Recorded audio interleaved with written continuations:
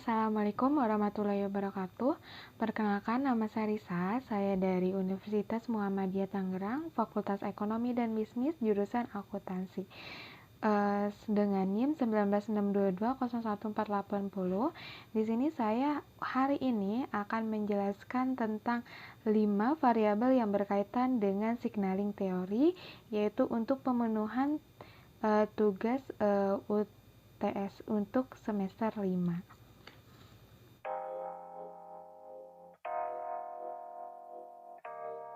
Untuk yang pertama kita akan membahas yaitu struktur modal. Di sini struktur modal menjelaskan apakah ada pengaruh perubahan struktur modal terhadap nilai perusahaan.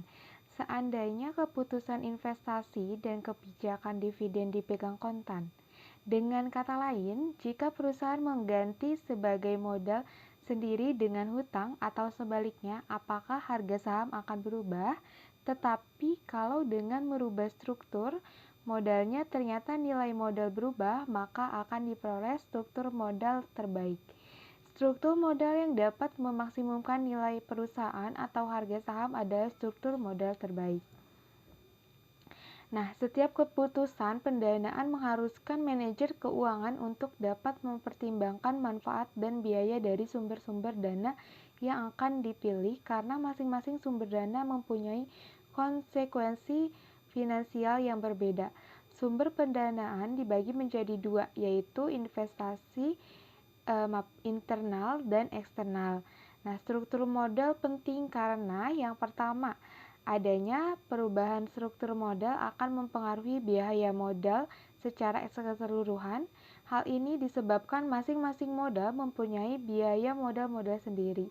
Nah, yang kedua, besarnya biaya modal keseluruhan ini akan digunakan sebagai cut-off rate pada pengembalian keputusan investasi atau pada pengendalian investasinya. Yang kedua, kita akan membahas tentang keputusan investasi. Investasi adalah penanaman modal yang satu atau lebih aktiva yang dimiliki dan biasanya berjangka waktu lama dengan harapan mendapatkan keuntungan di masa mendatang. Menurut Hanawati pada tahun 2011 menyatakan bahwa nilai perusahaan semata-mata ditentukan oleh keputusan investasi. Pendapat tersebut dapat dialihkan bahwa keputusan investasi itu penting karena untuk mencapai tujuan perusahaan hanya akan dihasilkan melalui kegiatan investasi perusahaan. Kemudian, keputusan investasi yang tepat akan menghasilkan kinerja yang optimal sehingga memberikan suatu sinyal positif kepada investor yang akan meningkatkan harga saham dan nilai perubahan. Ini sesuai dengan pernyataan signaling teori yang menyatakan pengeluaran investasi memberikan sinyal positif tentang pertumbuhan perusahaan di masa yang akan datang, sehingga meningkatkan harga saham sebagai indikator nilai perusahaan. Yang ketiga yaitu kebijakan dividen. Dividen adalah bagian keuntungan perusahaan yang dibayarkan pada pemilik modal melalui laba ditahan. Ini dinyatakan oleh Dewan Direksi Perusahaan. Perusahaan membayar dividen untuk mentransfer keuntungan langsung ke pemegang saham. Tadi adalah menurut Kausar pada tahun 2014. Nah, selanjutnya kebijakan dividen ialah penentu mengenai profit yang didapat perusahaan akan dibayarkan pada pemilik modal dalam bentuk dividen atau ditahan dalam bentuk laba ditahan untuk pembiayaan investasi di masa mendatang. Menurut teori ini, dividen adalah salah satu variabel yang digunakan untuk mengurangi asimetri informasi antara manajemen dan pemegang saham.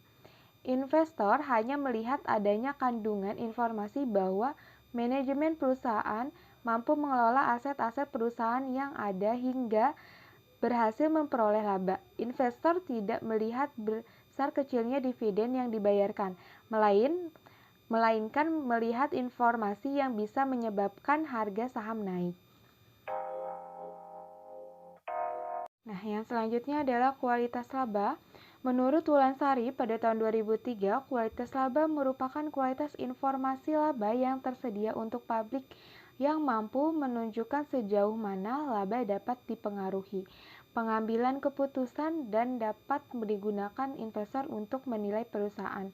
Untuk menjadi informasi yang berguna, laba sebagai bagian dari laporan keuangan harus berkualitas.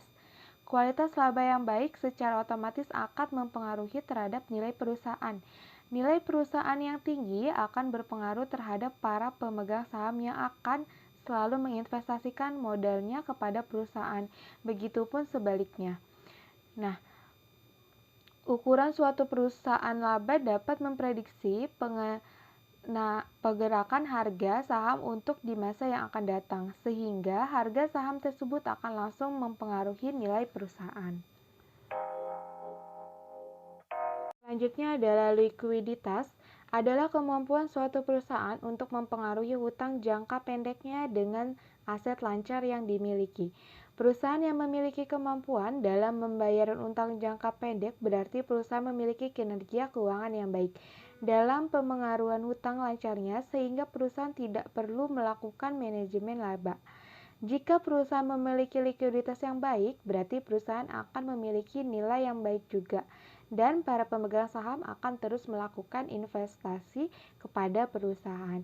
Sehingga jika investasi dilaksanakan secara terus-menerus, harga saham akan naik dan akan memiliki untuk nilai yang baik bagi perusahaan. Oke, mungkin sekian untuk hari ini penjelasan dari saya, yaitu 5 variabel yang berkaitan dengan signaling teori. Untuk signaling teori sendiri saya sudah menjelaskan di video kemarin. Jadi nanti akan saya taruh di deskripsi box. Apabila ada kekurangan untuk variabel hari ini, mohon informasinya.